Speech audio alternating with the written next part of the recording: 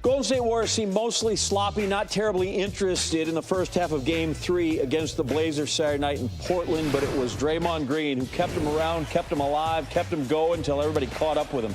You know, Portland is the greenest city in America. Usually 20 points offensively, first time in his playoff career he scored 20 in that fashion. Defensively, set the tone, and not only had a game-high 13 rebounds, scored a game-high 4 steals. Primary defender on 19 field goal attempts in Game 3, and as you can imagine, the shooting percentage for the home team not good there. How about we're giving it up? You get a 4 guy that can pass like that, fantastic. Career-high 12 assists in the playoffs. Green had 23 passes led directly to shots in Game 3. And then, just as a motivator, right here, he's got it, throws it out, and our boy here just kind of blows the dunk, but that's all right because Green's on him. We're helping you out. We're good on Jordan Bell. He missed the shot tonight. Did he?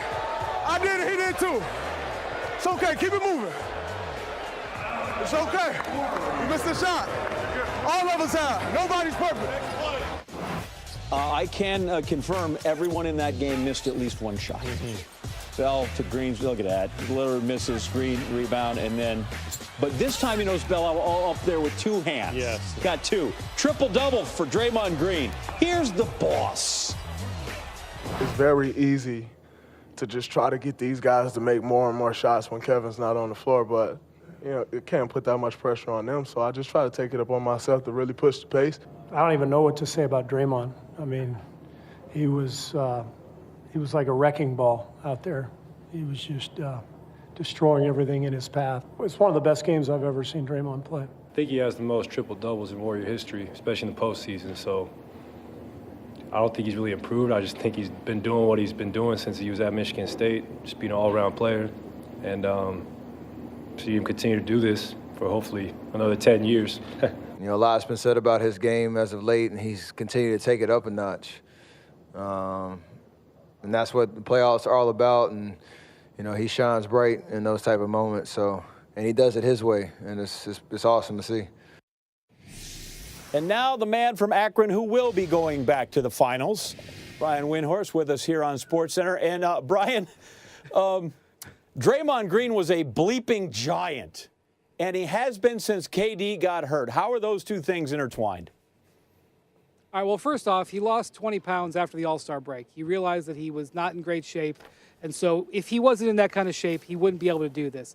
Secondly, and this is a complicated topic, I realize, but when Kevin Durant is not here, it causes Draymond to be more involved in their offense. And when he's more involved in their offense, he lights up all over the court. It's like he bubbles to the surface. So he's way more invested on the defensive end. He's out there making all kinds of plays. And the combination of those two factors have brought out maybe the best Draymond Green we've ever seen. Now, he doesn't shoot the ball like he did 2 or 3 years ago. He doesn't score like he did back then. But his impact on the game is as big as it's ever been. And it wasn't just tonight. It's been all the last 2 rounds. But certainly in this game, I mean, he kept him there until everybody else decided that they wanted to play. Andre Iguodala, I need you to bring us up to speed on what's slowing him down. Right. Well, they're calling the lower leg injury. I am told it is, a Achilles pain. They're not afraid of a torn Achilles or anything, but it's been bothering him for a while. He'll have an MRI tomorrow.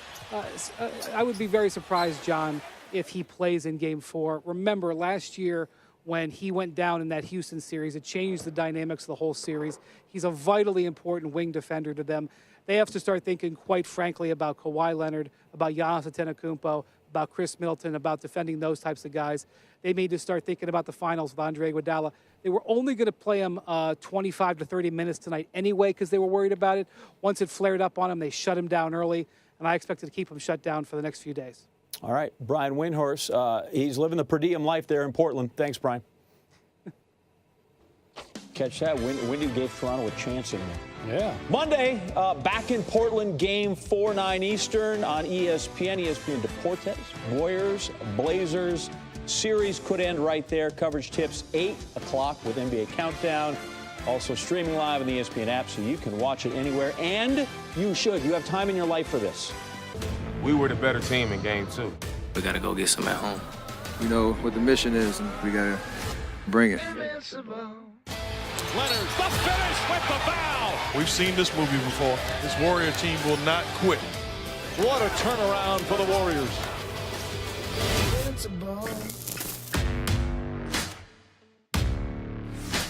Before the game, Paul Pierce gave us the truth, the whole truth, and nothing but the truth when he said the Warriors would win Game 3 on the road without Kevin Durant. Paul, it looks like they're having fun. It's Draymond's team again. He's like the coach on the court. Steph has the ball all the time. Clay plays all kinds of defense.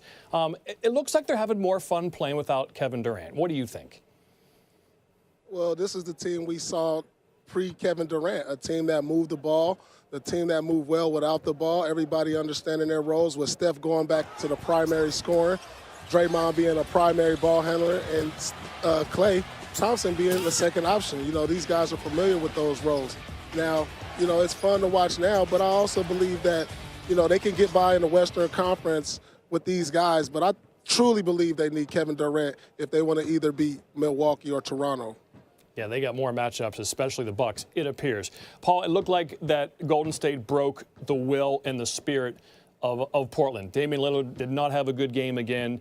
C.J. McConnell did not when it mattered most. The second half defense, unbelievable from the Warriors. What do you see from a lack of, really, execution from Portland offensively when they build up a nice double-digit lead? Well, no lead is really safe around the Warriors. I mean, we've seen it countless times. This team has experience.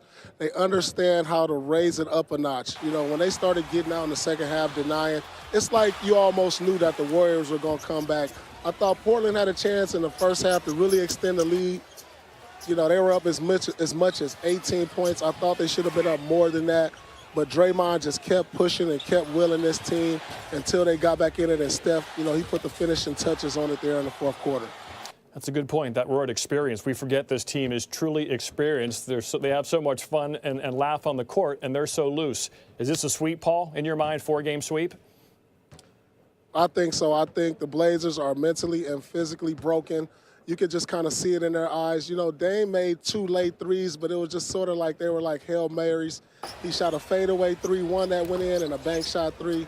It was almost out of desperation. I saw CJ uncharacteristically miss free throws there in the fourth quarter. This team just looks like it's broken. I think they gave them their best shot tonight and in Game 2, and they didn't come away with either wins. So I feel like, you know, this is going to be a sweep. And that's the truth in Portland. Sports Center on the Road is presented by Rocket Mortgage by Quicken Loans. While Clay and Steph made a splash, Draymond Green was the Warriors' wrecking ball, another triple-double. Why he was the key. Brian Windhorst. Everybody knows it's windy ahead. As we cross over the bottom of the hour, 12:30 in the East, 9:30 out in Portland, where 18-point lead was gone by the time the fourth quarter rolled around. Quinn Cook with the hezzy. You just get a big man on you there. You just let him know with the handles. He had 6 points off the bench, and that's mandated in the NBA. If you get somebody with a hezzy, the bench has to enjoy. Pretty creative handle there to get a baseline, Jay, for Cook. And all of a sudden, it's a 6-point lead, getting some bench production, and then you can, around the 7-minute mark, go to the killer. Steph on the way to 36. Good ball movement. Now it's just icing. Alfonso McKinney contributing in a big way with a 3. Double-digit lead. It's back to 8. Steph again, all 3 of these. And that Portland crowd excited for most of the first half, quiet for most of the second, because Curry and the Warriors, without Durant, without Boogie, with Iguodala resting, what might be an Achilles injury, something to keep an eye on moving forward, they're shimmying their way to a 3-love lead, and the Blazers are stunned. It wasn't enough. You see the players who score at least 35 in each of the first 3 games of a single series, and as you might guess, it's distinguished company. Youngsters, go back and look at what Bernard King did back in the day, because he got as hot as any human being could ever be.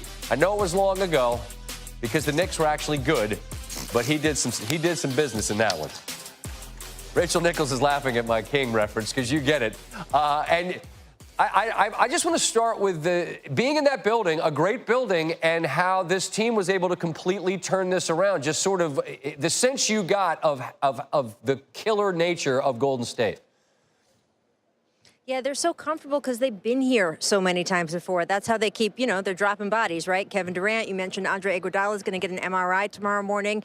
And yet they're like, we've seen this before. They have seen everything before. And they have the confidence that they can roll through things. I asked Draymond Green, we were just walking down the hallway before he went to his press conference, what made you come out like that today? Because Steve Kerr called him a wrecking ball. He said, well, I kind of just knew I had to. He said, we stole a game in game 2. I thought they were going to come back tough tonight. And no Kevin Durant. He said, usually when Kevin's playing, he goes, I'm not even the third option. I'm the fourth guy. And sure, KD tells me, oh, get your shots up too. But Draymond looked at me, he goes, there's not that many shots. So he's more of a facilitator. On a game like tonight, he knows he's going to get the ball and he can take it to the hoop. And that's what we saw. And of course, that energizes his defense. And he was the engine that made this team go.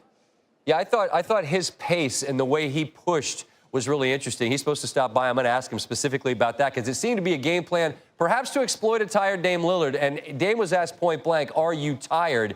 What are you seeing out of not a good but a great player who appears to be tank on empty? Yeah, I mean, I asked him the same question before that press conference. We were just walking over there, and he said, yeah, look, he's feeling it. It's a 7-game series that they played against Denver, and then now having to go into here. But most of what his frustration is about all those traps, all those double teams, sometimes triple teams. He's double teamed, and then Draymond's lurking in the back waiting for him. And he looked at me at one point, and he goes, there's 20 seconds left in the game. They're up. They're winning. I get the ball, and there's still 2 guys on me. He's like, come on. Well, that's what the Warriors do. They don't give you any oxygen. Damian's exhausted. He's not getting the air that he is able to get in these other series. And we saw that amazing, amazing range he had, especially in that first-round series against the Thunder. The problem is with the way the Warriors are pressuring him, he's got to step back into a 3 to launch it the way that he was when he was stepping into the 3s in that first-round series. They're not giving him that, and I think you will see him working on his step-back 3 this summer to add that to his game because that's what he's missing here in this series. Yep, they're all a little bit short. You know that those legs go, and that's exactly what happens, and it's understandable. Rachel, thank you so much. We appreciate it. Thank you. Game 4 could be the last one for Portland. We will find out. They fought hard in games 2 and 3, but it's a 4-quarter game, and the Warriors in the third have put these last 2 in the win column. Now all 3 are. Game 4, Monday, 9 Eastern time. What's your standing by as promised? He was spectacular in Game 3. 7th triple-double he has had for Golden State. They're trailing by a bunch, but here, the steal. And there's a ton of this. Push the pace. And then when you can flip it to Steph and let him do his thing, that always works out. He hits one of his 6 threes. Steph returns the favor. Draymond down the lane. Bucket good. Let's run. Let's run. Push. He brought the ball up 14 times, by far the most in a single game in the last 5 years. That's interesting. You see the numbers there. To the third quarter. Clay. Oh, that was the pass right there. You get a replay of that? He actually kind of gathered it. I thought in real time he just tipped it. Then again, pushing the pace. Gives it up to Bell. Bell had just missed the dunk, but he gives it back to him and he hammers that one. And now here, Golden State, they were down by 18, and now they lead. Just like that. And they cruise in the fourth and win going away by 11. And as I mentioned, Draymond joins us now. And I'm going to start with this, Draymond. Your head coach, Steve Kerr, said it's the best game he's ever seen you play. I wonder how you react to his assessment of that. I mean, it always feels great to get that type of praise from Coach. I just knew that it would be tough coming in here and, this very tough environment to win. I knew that team would be ready to go, and they got off to a great start. So I just wanted to kind of take it upon myself to push the pace and just bring whatever I could for the team so we could get a win. That's exactly what I had written down here, pace. You were pushing the pace. So that was the thought in mind. Why? Was it because you thought they were tired or just because you thought that gave you your best chance? What was the reason? I just thought that gives us our best chance. It doesn't even necessarily mean push the ball to get a shot every time, but if I can do my job to put those guys on their heels, and then it'll allow our guys who really scored that basketball, Clay and Steph, to take over the game. So, they're in that first half, they had everything going. And, a team, when they score it like that, they usually tend to relax getting back on defense. And so, just try to take it upon myself to get the pace where we wanted it, because I know when we're playing at that pace, we're tough to guard and very tough to beat. This might sound silly, but we just saw that bucket right before the end of the first half. There's like 4.4 on the clock. You get it, and again you push, and you get a bucket. Can that, going into the locker room, even though it's just 2 points, be the kind of thing that just gets a little bit of a hand clap and a little bit of, all right, fellas, look, it's our quarter coming up next, or am I reading more into what that one basket is worth? I think that's a huge basket. It may not seem like a big difference of, going into the locker room down 13 as opposed to 15, but it is. And so, and I think it was also a momentum shifter for us. Although it may not have seemed that way because they were still up 13, it gave us a little confidence, it gave us a little hope. And we came out, started that second half the same way we finished it. You know what's interesting, man? I'm just thinking back over the last few years, and it was you in Cleveland all the time, and obviously it's you in Houston all the time, and obviously you're an emotional player and a passionate player. But you don't have any beef with Portland really much through the years, it doesn't seem like, and there's not a whole lot of talking going on. Like, is it different when there's not, like, history where you look at the dude across from you and there's, like, built-up hate and grudge? You know what I'm saying? Like, it doesn't feel like there's any beef really between you guys, you and Portland. I don't think there's necessarily much beef, but this is a ball club who, since I've been in the league, we've been going back and forth with and going at it with, just because, they have two guys who can really fill it up. And so it's not necessarily that it's that much history, but I think this may be my third time playing them in the playoffs. And so, it's regardless of who you're playing, whether it's Houston, Cleveland, or Portland, whoever it is, it's going to be a tough series. And so I just try to take it upon myself to bring that same energy no matter what, no matter who we're playing, because at the end of the day, the goal still remains the same no matter who's out there, and that's to get to the NBA Finals and try to win another championship. No, I understand that. Maybe it just feels like there's less talking going on to me. Now, you talk about energy. As I watch Dame Lillard, it seems to me that gas tank is pretty close to empty. Do you sense that he and his team have hit a wall of sorts, especially coming off a 7-game series against Denver? I don't think they necessarily hit a wall, because the way they performed those last two first halves, it's hard to say they've hit a wall. I think, we've done a great job defensively of sticking to our game plan and trying to make someone else beat us. And it's been successful for us these first 3 games. But, we still got, one more game to win to close this series out. And when they got two guys like Dame and CJ who can get it going, we got to stay locked in and make sure we finish the job. Understood. And I guess I'm just saying it's them and it's you in the third, because something happens in those quarters and you guys turn deficits into leads for you. Last thing I want to ask about is this. We'll find out what Iguodala's situation is. Steve mentioned an MRI. Obviously, we know Boogie's down. We know KD is down for now. How much that you've seen out of these bench guys and the roles they've got and the minutes that they've provided for you, is the confidence growing that they can help you all absorb the losses for however long they might be if those guys are out? I mean, we have a great deal of confidence in every guy who's on this roster. Hopefully, I talked to Dre after the game, and he said, I'm trying to play on Monday. So hopefully he's able to get out there. But if he's not, that's one more guy down, and that means that, other guys got to step up. Similar to Kevin, there's not one guy that's going to bring what Andre brings to this team, so it'll have to be a collective effort of all of us being locked in and bringing, the type of energy and focus that it takes to win a road playoff game and more importantly, a closeout game. And if it's another triple-double from you, I guess so be it. You showed once again tonight that you've got that in your back pocket, and you're ready to put it on display as needed. Draymond, as always, I appreciate your time, and hopefully we'll cross paths again soon, all right? No problem. Thank you.